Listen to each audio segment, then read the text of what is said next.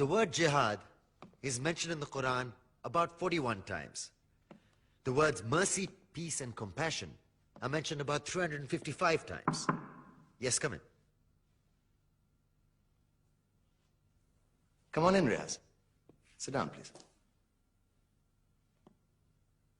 Contrary to popular belief in most Western cultures, Islam is a religion that preaches peace and tolerance.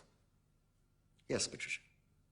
If Islam truly is a religion that preaches peace, then how come the world's most troubled spots, the West Bank, Afghanistan, Pakistan, Iraq, they're all plagued with Islamic terrorism? Well, that depends on your definition of terrorism. Some might argue that the U.S. invasions of countries like Iraq and Afghanistan are also acts of terrorism. No, those were acts of war to get rid of despotic regimes. Or a means of getting at a country's oil.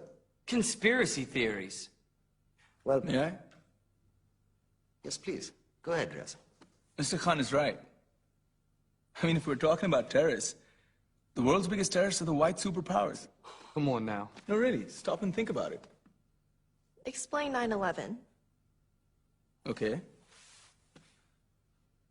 Do you know how many people died in the Twin Towers strike?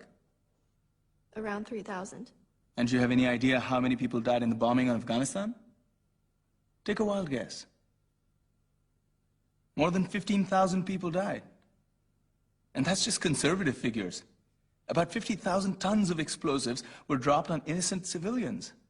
Men, women, children. Yeah, but that was because of the Taliban. Now that you brought it up, did you know that the Taliban was a creation of the CIA to fight the Russians? Whatever. They were still harboring terrorists. Yeah, right. Terrorists that were never found. Just like the weapons of mass destruction that were never found in Iraq. Do you want to get into the death toll in Iraq? 500,000 civilians and counting. And what do Britain and America say when they don't find these weapons? It's simple. They just say sorry.